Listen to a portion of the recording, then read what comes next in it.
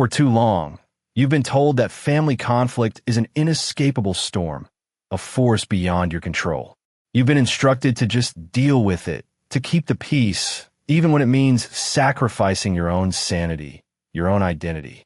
But what if that deep-seated belief is the very chain binding you to endless frustration and resentment?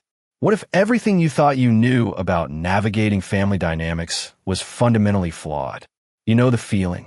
It's that familiar tension gripping your stomach as the holidays approach, anticipating the inevitable passive-aggressive comment from a relative that shatters any fragile peace. It's the constant, unspoken pressure from parents or siblings to conform to their expectations, leaving you feeling unseen, unheard, and profoundly misunderstood. Maybe it's the cyclical arguments that erupt over the same trivial issues, year after year, draining your energy and leaving you utterly exhausted. You find yourself walking on eggshells, carefully censoring every word, every opinion, just to avoid an outburst. Perhaps you're constantly dragged into mediating disputes that aren't yours, forced to pick sides in alliances you never wanted, feeling like a referee in a game you didn't sign up for. And then there's the crushing weight of guilt or obligation, that invisible burden that prevents you from setting healthy boundaries, from saying a simple no when you desperately need to. You feel trapped. You feel diminished. You feel like your own mind is no longer yours, but a relentless battlefield where family disputes rage, long after the actual confrontation has ended. This emotional hijacking bleeds into every corner of your life, affecting your work, your friendships, your personal well-being. It steals your peace, your focus, and your joy, making you question if true inner calm is even possible when your own family seems determined to disrupt it. But what if there was an ancient wisdom, a strategic blueprint forged by minds like Marcus Aurelius, Seneca, and Epictetus that could equip you to navigate these complex family battlegrounds not as a casualty, but as the master of your own inner domain? For too long, modern self-help has offered fleeting fixes, quick platitudes that vanish the moment a new conflict erupts. But the masters of Stoicism understood something profound. While you cannot control the external world, the actions, words, or emotions of your family, you possess absolute, unyielding control over your own mind, your judgments, and your reactions. This isn't about escaping your family. It's about reclaiming your mental sovereignty, about building an impenetrable fortress within yourself. They knew that true power lies not in dominating others, but in mastering yourself. They developed a philosophy for internal fortitude, a way to stand firm and serene even when the world around you is chaos. This isn't just about surviving family conflicts. It's about thriving, about reclaiming your peace, your identity, your very mind. If you're ready to step into that power, I want you to pause right now. Go to the comments below and type, "I choose mental sovereignty from today." Asterisk, asterisk, this is your declaration. This is your first strategic move in reclaiming your inner kingdom. Now, let's unlock these timeless principles, these strategic maneuvers that will empower you to navigate any family dynamic with unshakable calm. The inner citadel, guarding your mental fortress quote. You have power over your mind, not outside events. Realize this, and you will find strength.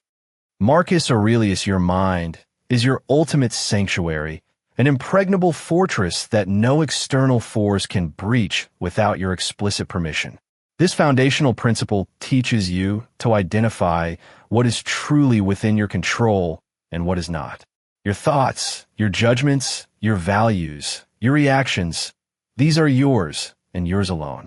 The opinions, actions, and words of others, however, are entirely outside your dominion. True freedom begins when you stop exhausting yourself trying to control the uncontrollable. Imagine a Thanksgiving dinner where a relative repeatedly makes pointed, critical remarks about your career choices or your relationship status.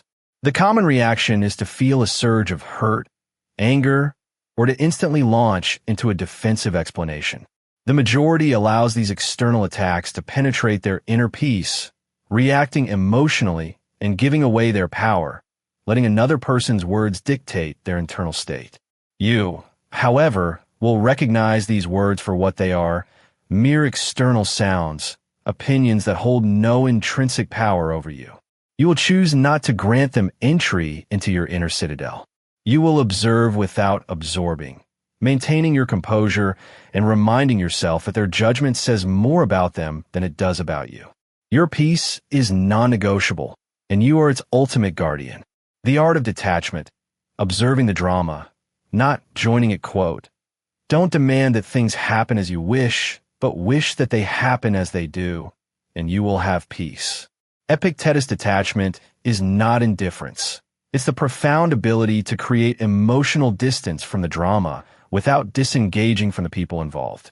It allows you to see family conflicts as an observer, like watching a play unfold on a stage, rather than being a character swept up in the emotional current.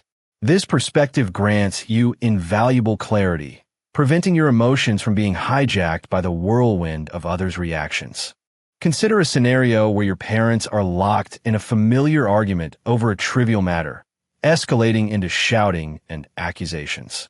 You feel that familiar, uncomfortable urge to intervene, to pick a side, or to absorb the palpable tension yourself. Most people get sucked into this emotional vortex, feeling the stress, anger, or sadness as if it were their own, allowing the external chaos to become their internal reality. You, however, will practice conscious detachment. You will acknowledge the external event without allowing it to dictate your internal state. You will choose to remain a calm, present observer, preserving your energy and peace, understanding that their drama is not your responsibility to fix or to embody. Mini affirmation asterisk. I am the sovereign of my inner world, unshaken by external storms. Strategic silence. The power of the unspoken word. Quote, silence is a great art of conversation. Marcus Aurelius, not every comment deserves a response. Not every accusation requires a defense.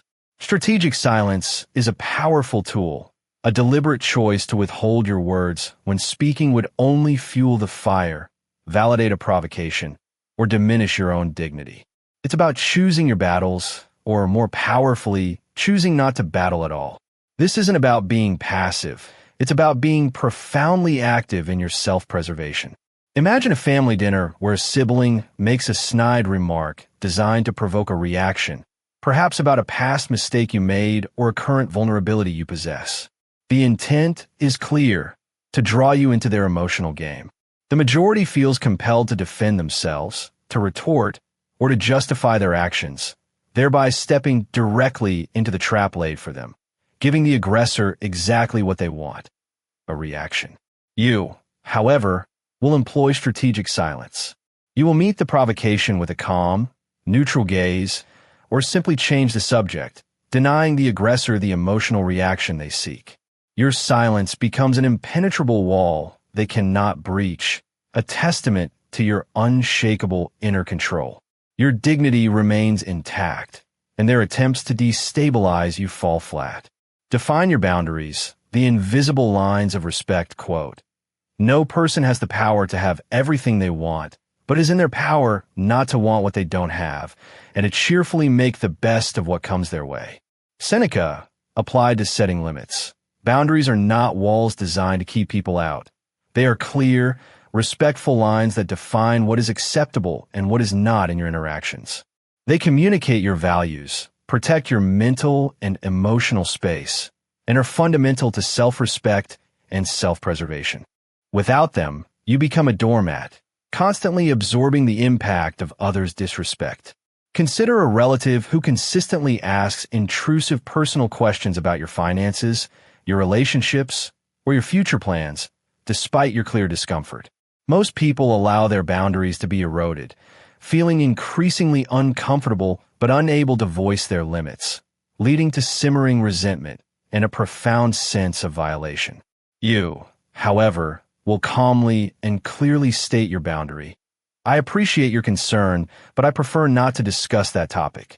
You will reinforce it consistently, understanding that your peace is non-negotiable. This isn't about being rude.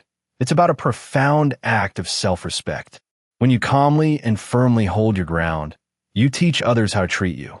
You train them that your internal space is sacred, not a free-for-all. This strength doesn't come from shouting or arguing, but from the quiet conviction that your well-being matters. You're not responsible for managing their discomfort when you assert yourself. Your responsibility is to yourself, to maintain the integrity of your inner domain. If you're ready to draw those lines, to protect your inner sanctuary from intrusion, then right now, go to the comments. Type, "My peace is sacred. My boundaries are its guardians." ***, let that be your silent declaration of independence, a commitment to yourself. The empathy gambit, understanding without endorsing quote. When you're distressed by an external thing, it's not the thing itself that troubles you, but your judgment about it. Marcus Aurelius, this principle isn't about excusing bad behavior. It's about gaining a strategic advantage by understanding its roots. Often, the most hurtful actions in family conflict stem from another person's own fears, deep-seated insecurities, past traumas, or unmet needs. By attempting to understand their perspective, even if you vehemently disagree with it, you disarm the emotional charge of the situation. You shift from reacting solely to their aggression to responding, in part, to their underlying pain. This isn't about validating their actions, but about broadening your own perspective. It's like seeing the entire chessboard, not just the piece attacking you.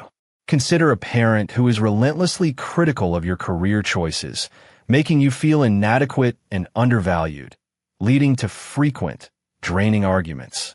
They might say things like, "Why aren't you pursuing a more stable job like your cousin?" Or that art degree isn't going to pay the bills. The immediate, natural reaction is to personalize this criticism, feeling the sting of rejection and reacting defensively, which only escalates the conflict into a familiar shouting match. The majority allows these words to pierce their self-worth, entering a cycle of frustration and anger. You internalize their judgment as a reflection of your own inadequacy, fueling resentment. You, however, will apply the empathy gambit. Instead of immediately reacting, you'll pause and consider the source. You might realize their criticism comes from their own anxieties about your financial security, perhaps mirroring their own struggles or unfulfilled dreams. Maybe they grew up in an era where stability was paramount, and they genuinely believe they are protecting you, even if their delivery is flawed. This deeper understanding allows you to respond with a blend of compassion and unwavering firmness, rather than raw anger. You might say, "I understand your concern about my future, and I appreciate that. But this is my chosen path, and I'm committed to making it work." You acknowledge their underlying concern without accepting their judgment as truth or allowing it to define your choices. You respond to their fear, not their aggression, thereby preserving your internal calm and denying them the reactive fight they might unconsciously seek. This strategic understanding gives you power, allowing you to choose your response, rather than simply reacting. The unseen architect, shaping your internal narrative quote, "It is not what happens to you, but how you react to it that matters." Epictetus, you are the unseen architect of your own internal narrative. In any family conflict, there are the objective facts, what was said, what was done, and then there is your subjective interpretation of those events. This principle teaches you to consciously choose the interpretation that serves your peace, your growth, and your self-respect, rather than passively allowing negative narratives to rule your mind. You possess the ultimate power to build your reality from the inside out, regardless of external circumstances. You decide what meaning you assign to events, and in doing so, you control their power over you. Imagine this. After a tense Thanksgiving dinner, you find yourself replaying hurtful comments from an aunt about your appearance or a cousin's dismissive joke about your aspirations. You lie awake, rerunning the scenarios, imagining worst-case outcomes, feeling increasingly anxious, angry, and even ashamed. This rumination, this internal monologue, is where most people get trapped.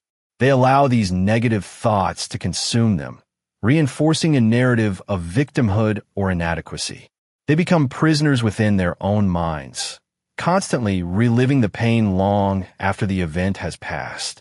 This mental loop drains your energy and convinces you that you are powerless. You, however, will become the unseen architect. You will consciously challenge and reframe these thoughts. Instead of dwelling on the hurt, you might remind yourself, that comment says more about her insecurities than it does about my worth. Or, I choose to learn from this interaction about who I can trust rather than letting it diminish my spirit. You might focus on the lessons learned about setting boundaries, or simply choose to let go of what you cannot change, understanding that holding on to resentment only harms you. You actively rebuild your mental landscape, choosing thoughts that empower you, rather than those that imprison you. You recognize that your mind is not a passive recipient of external negativity, but an active creator of your inner experience. This is not about denial. It's about deliberate mental construction. If you're ready to seize control of your inner narrative to build a mind that serves your peace, then go to the comments now.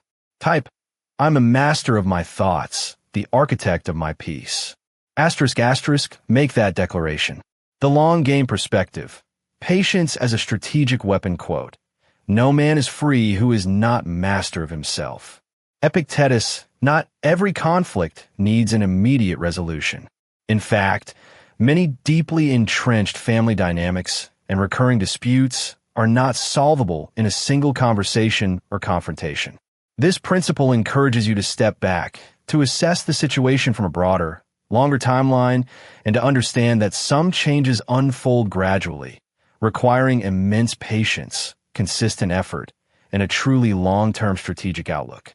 Your mental peace and well-being are far more important than winning every skirmish or forcing an instant, often superficial, resolution. True mastery often lies in the ability to endure, to adapt, and to wait for the opportune moment. True mastery often lies in the ability to endure, to adapt, and to wait for the opportune moment. Think about that annual family gathering, perhaps Thanksgiving dinner, where the same old dispute inevitably flares up.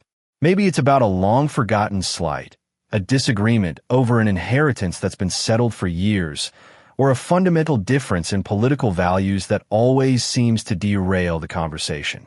You feel that familiar internal pressure, that urgent need to finally fix it, to resolve the tension right then and there, believing that if you just argue harder or explain better, this time will be different. The majority of people fall into this trap. They approach these recurring conflicts with immediate frustration, trying to force a quick solution that rarely sticks, leading only to repeated disappointment and deeper resentment. They exhaust themselves chasing immediate victories in battles that are destined to be refought. They demand instant change from deeply entrenched patterns, only to be met with resistance, fueling their own anger and sense of powerlessness. Their minds become consumed by the urgency, the emotional toll of expecting instant transformation from years of ingrained behavior. You, however, will adopt the long-game perspective. You will understand that some issues within your family, particularly those rooted in generational patterns or deep-seated personalities, require time, space, and a consistent, calm approach over months or even years. Your goal isn't to win a single argument. It's to protect your mental peace and gradually shift the dynamic, if possible. You'll learn to step back from the immediate pressure to observe the cyclical nature of the conflict without getting emotionally entangled. You will protect your mind from the urgency and the crushing emotional toll of expecting instant change. You will recognize that true influence often comes from persistent, subtle shifts in your own behavior, rather than dramatic confrontations.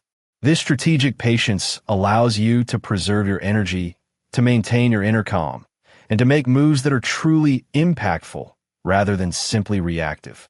You play the long game, not for dominance, but for your enduring peace. Now, as we conclude this journey into mental sovereignty, let me be absolutely clear. The wisdom we've explored today, these powerful principles of guarding your inner citadel, of strategic silence, of defining your boundaries, and playing the long game, these are not tools for manipulation, for control, or for destruction. This isn't about becoming cold or uncaring. Far from it. They are shields for your mind, guides for your spirit, and blueprints for building healthier, more respectful relationships, starting with the most crucial one, the relationship you have with yourself. This knowledge is for protection, for peace, and for personal liberation. It is never, under any circumstance, for harm. It is about empowering you to stand firm, with integrity, in the face of conflict, so you can foster genuine connection rather than perpetuate cycles of pain. You started this journey, perhaps feeling like a puppet, pulled by the invisible strings of family drama, your mind ruled by external forces and the unpredictable whims of others. You might have felt like a constant target, your emotional well-being a casualty in someone else's war. But now, you understand a profound, liberating truth. Nobody and nothing can ever rule your mind without your explicit consent. You hold the ultimate power.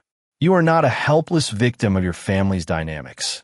You are, in fact, the unseen architect of your inner peace, the sovereign ruler of your own mental kingdom.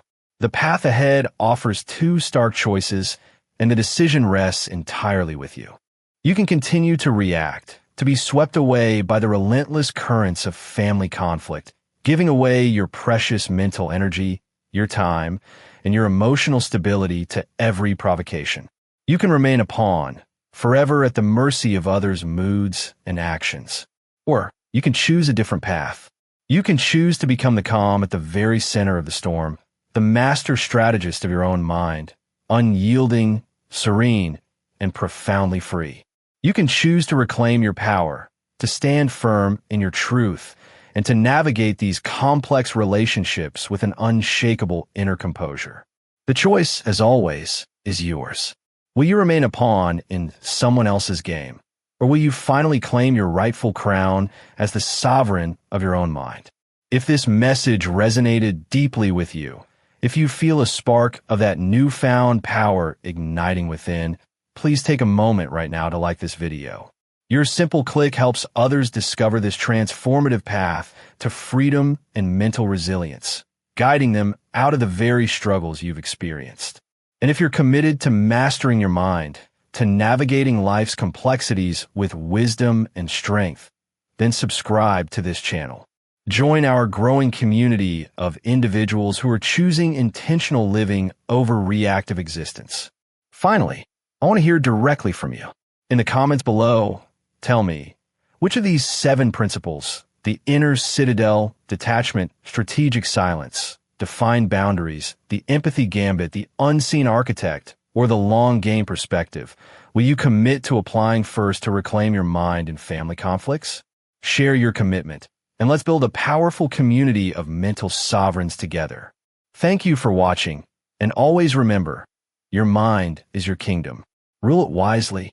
This isn't a destination you arrive at and then forget.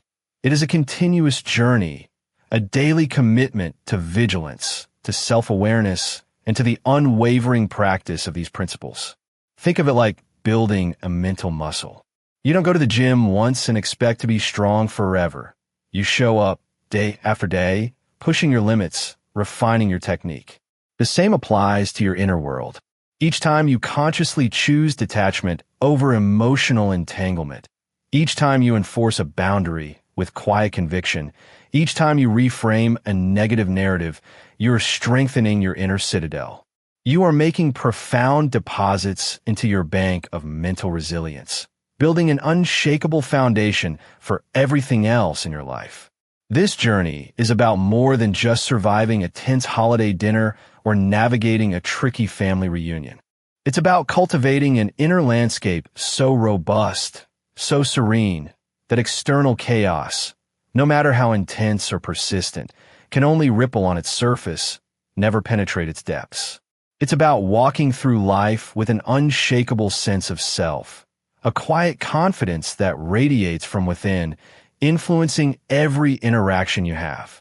Imagine the profound freedom that comes with knowing your peace is not dependent on anyone else's mood, anyone else's words, or anyone else's actions. That, my friend, is the true spirit of self-reliance, the quintessential American ideal applied to your most personal and powerful domain, your mind. It's about owning your personal liberty, not just in theory, but in the very fabric of your daily existence. This mastery isn't just for you. It's a legacy you begin to forge.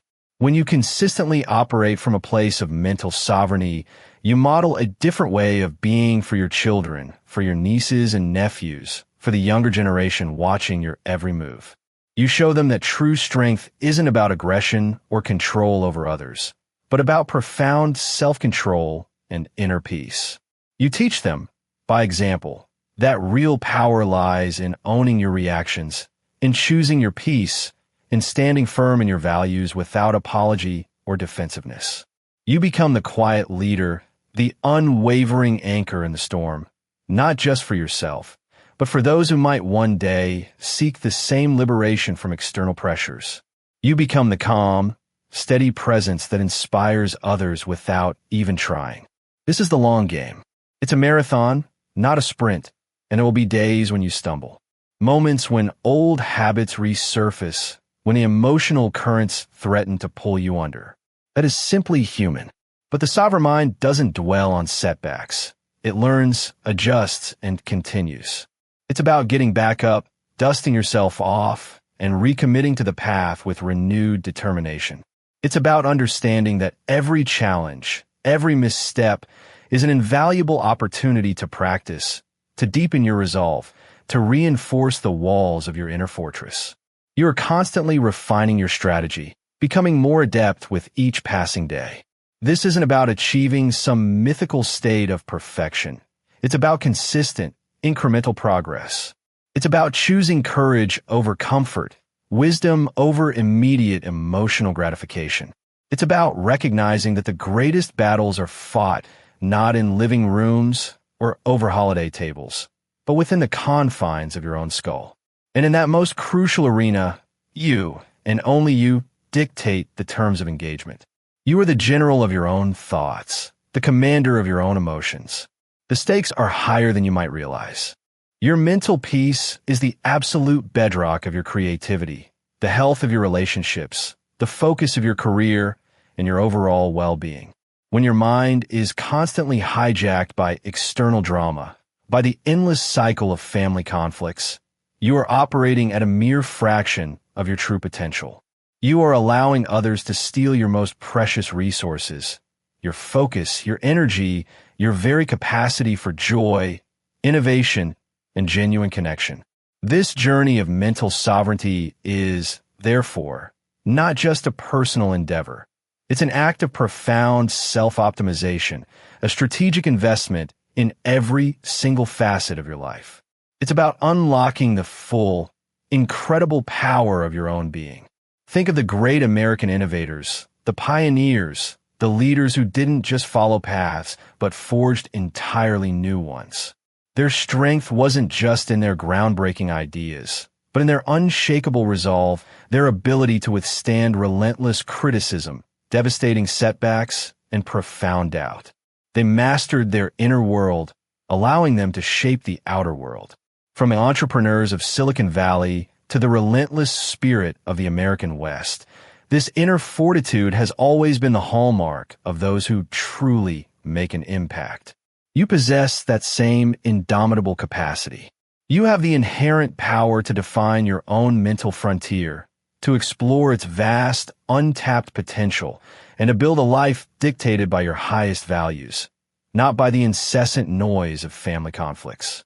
So, as you step forward from this pivotal moment, remember the choice.